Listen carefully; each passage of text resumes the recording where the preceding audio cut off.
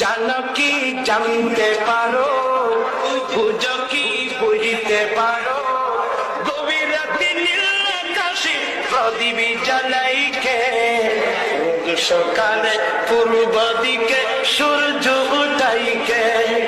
জানো কি জানতে পারো, বুঝো কি বুঝতে পারো, গভীর রাতে নীল আকাশে প্রদীপ জ্বালাইকে, রোজ সকালে পূর্ব দিকে সূর্য উঠাইকে। কে? চিৎকার দিবেন কে? আসমানের মালিক কে? জমিনের মালিক কে? আমাদের মালিক কে? মৃত্যুর পর কার কাছে যেতে হবে? শুধু পাবলিসিটি। ইন্না লিল্লাহি ওয়া ইন্না ইলাইহি রাজিউন। শুধু এগুলো না, আমাদের দেশে কিছু হুজুর আছে না, ওই হুজুর আর কি, এক হুজুর বক্তব্য রাখতেছে, নবী যদি গায়েব জানতো, নবী যদি গায়েব জানতো,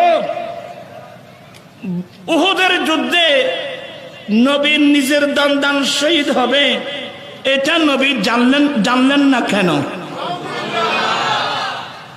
আপনার ছেলেরা খুব মনোযোগ, আমি ঈমান আকায়েদের মাসলা বলছি গভীরভাবে।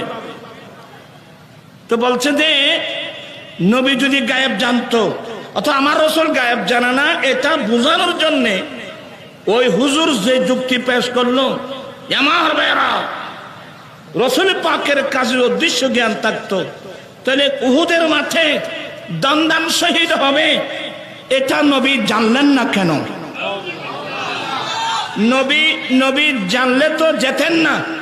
কি মানে? তো ছেলে বলে ঠিক ঠিক ঠিক, উহুদের মাঠে নবীর দান শহীদ হবে, এটা নবী জানে না। এখানে অনেক স্কুল কলেজের ছাত্ররা আছে, এটা কি শুদ্ধ হয়েছে কথাগুলো? নবীর কাছে যদি গায়েবে আলম থাকতো, নবী যদি গায়েব জানতো, তো উহুদের মাঠে নবীর দান শহীদ হবে, এটা নবী জানলেন না কেন? তা আমি তাদের কাছে একটা প্রশ্ন রাখি, আপনারা যে বলছেন নবীর কাছে যদি গায়েবে আলম থাকতো, তাহলে নবীর উহুদের মাঠে দান শহীদ হবে, এটা নবী জানলেন না কেন? আপনারা যে একতাল দিলেন। আচ্ছা, নবী কার নির্দেশে চলে? আর জোরে বলেন না, আল্লাহর নবীরা কার নির্দেশে চলে?